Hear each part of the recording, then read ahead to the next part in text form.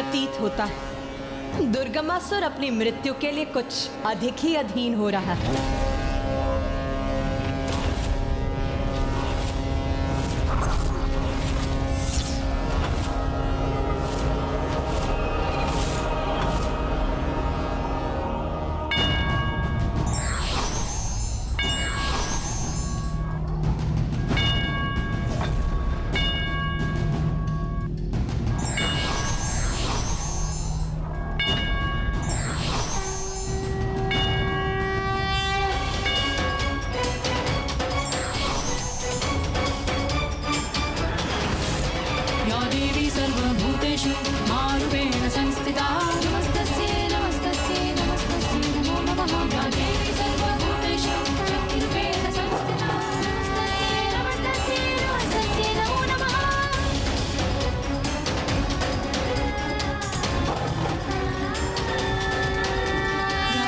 माता आदिशक्ति की जय, माता विंध्यवासिनी की जय, माता आदिशक्ति की जय, माता विंध्यवासिनी की जय, माता आदिशक्ति की जय, माता विंध्यवासिनी की जय, माता आदिशक्ति की जय, माता विंध्यवासिनी की जय, माता आदिशक्ति की जय, माता विंध्यवासिनी की जय, माता आदिशक्ति की जय, माता विंध्यवासिनी की जय।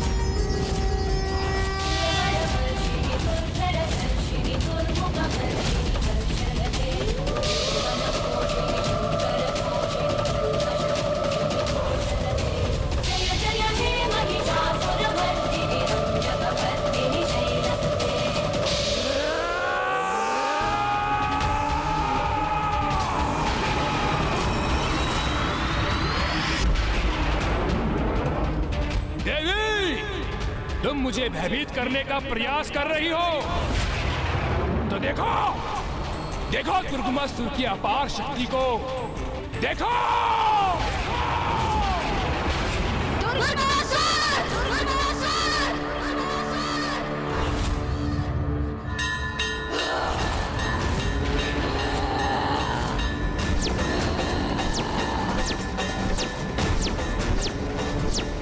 अपनी अनेक भुजाओं को प्रकट कर व्यर्थ है तुम्हारा शक्ति प्रदर्शन, क्योंकि तुम्हारा दुर्भाग्य अब तुम्हारे समक्ष है। तुम्हारी भुजाओं की संख्या तुम्हारी शेष श्वासों से भी कहीं अधिक है। अब तुम्हारा अंत अत्यंत निकट है दुर्गमासुर।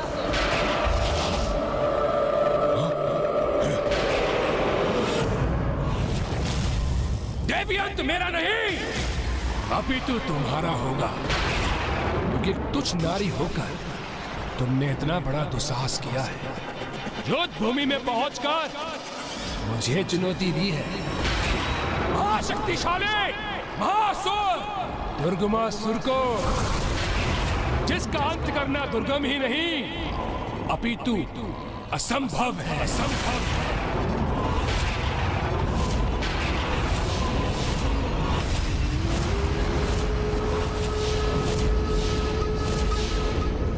दुष्ट का इतना दुस्साहस! भैया, इस दुष्ट के इसी दुस्साहस से अब इसके पापों की गागर और तीव्र गति से भरेगी। आप चिंता मत कीजिए भैया, अब इसके जीवन की उल्टी गिनती आरंभ हो चुकी है। देखिएगा, शीघ्र ही अंत होगा इस दुष्ट का।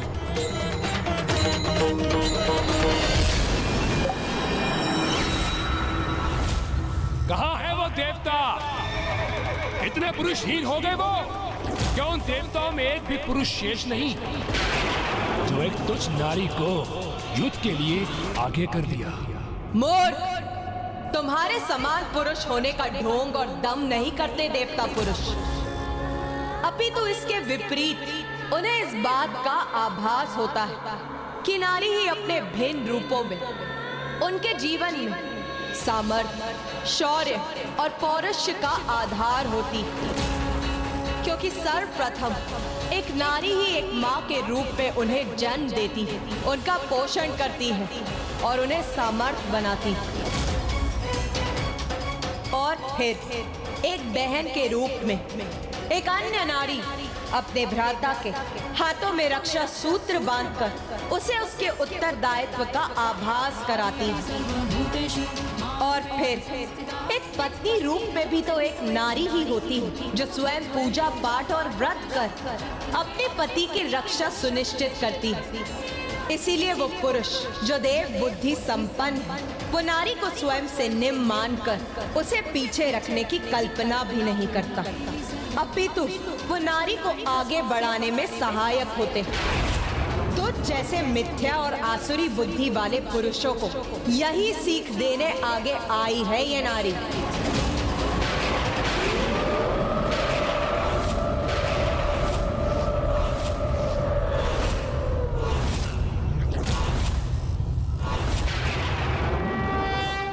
ये तो बड़ी भूल की तुमने देवी। नारियों के समान अपनी जीवा और पांव दोनों को नियंत्रण में रखना चाहिए था, किंतु तुम्हारी ये भूल अब तुम पर बहुत भारी पड़ेगी। तो क्या मेरे अजय सेनापति तुम्हें सिखाएंगे एक नारी का अधिकार आगे बढ़ने का नहीं, अपितु पीछे रहने का ही होता है। उसका स्थान सीमित क्षेत्र होता है जिसके बाहर आने पर बड़ा भीषण परिणाम होता है। देवी,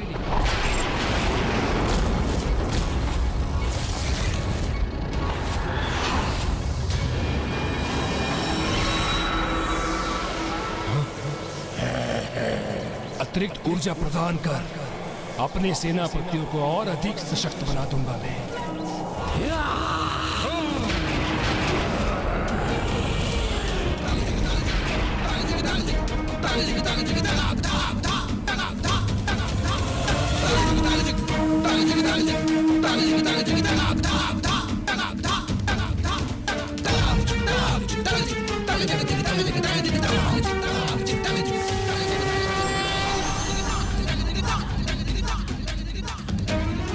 मूर्ख असुर, ब्रह्मांड में व्याप्त समस्त शक्ति की स्रोत हूं मैं, एक नारी हूं मैं, और एक नारी शक्ति को सीमित समझने वाले मेरी शक्ति के समक्ष तुम्हारी शक्ति वास्तव में तुच्छ ही है।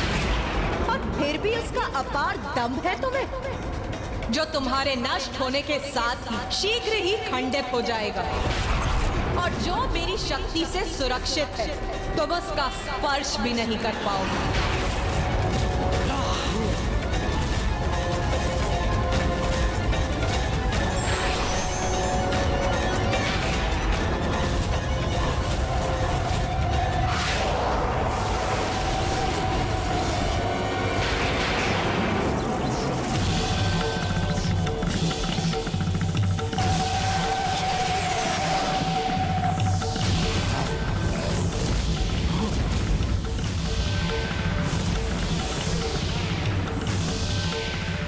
इन असुरों के चारों ओर ये वृत्त रूपी घेरा क्यों उत्पन्न कर दिया है मैंने? ध्यान से देखिए इस वृत्त को। ये असुरों के चारों ओर खिंचा हुआ एक घेरा अवश्य प्रतीत हो रहा है, किंतु इसमें माँ ने हमें घेर कर हमारे लिए एक सुरक्षा कवच का निर्माण किया है।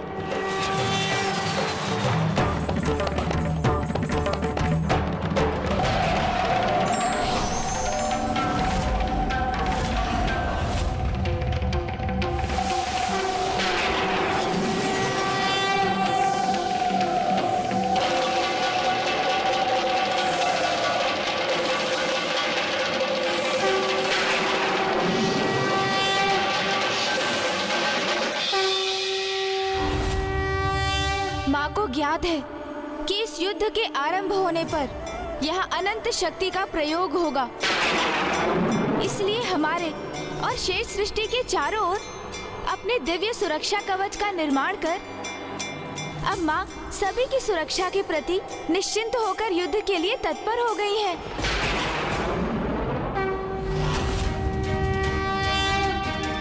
क्या कर रही है देवी? कोई नई योजना घड़ रही है क्या? हमारे लिए कोई चाल उत्पन्न किया है उसने, अथवा ये एकमात्र हमें भ्रमित करने का प्रयास कर रही है। कुछ नारी, युद्ध करने आई हो तो युद्ध करो। मैं तुम्हारी किसी मायावी क्रीड़ा से प्रभावित होने वाला नहीं।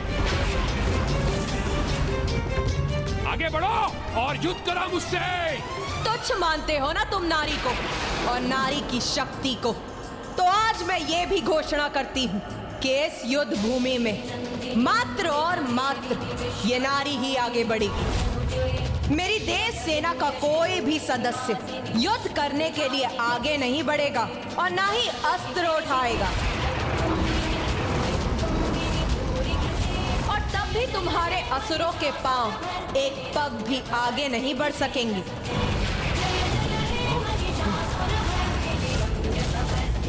और आज इस युद्ध भूमि में उन्हें पीछे हटकर अपनी मृत्यु की ओर ही बढ़ना होगा। माता आदिशक्ति की, माता विंध्यवासिनी की, माता आदिशक्ति की, माता विंध्यवासिनी की, माता आदिशक्ति की, माता विंध्यवासिनी की।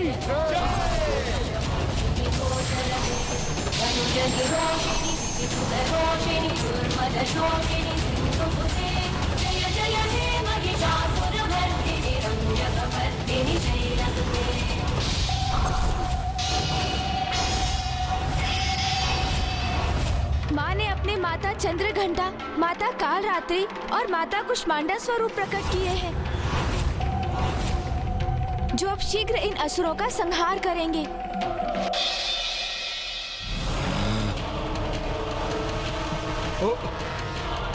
ये तीनों देवियां तो अत्यंत भयंकर प्रतीत हो रही हैं। हाँ, और ये तो जैसे हमारा भक्षण करने के लिए तत्पर हैं।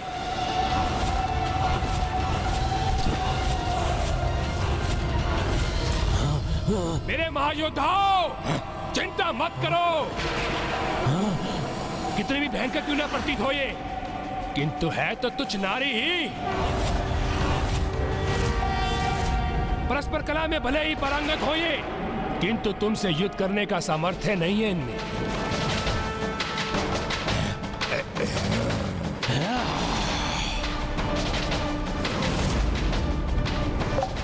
दुष्ट, इसी प्रकार तुम माता का अपमान करते रहे तो कदाचित युद्ध से पूर्व तुम्हारे पापों की गागर पूर्ण रूप से भर जाएगी और फिर वही काल बनेगा एक नारी के हाथों तुम्हारी पीड़ादायक मृत्यु का।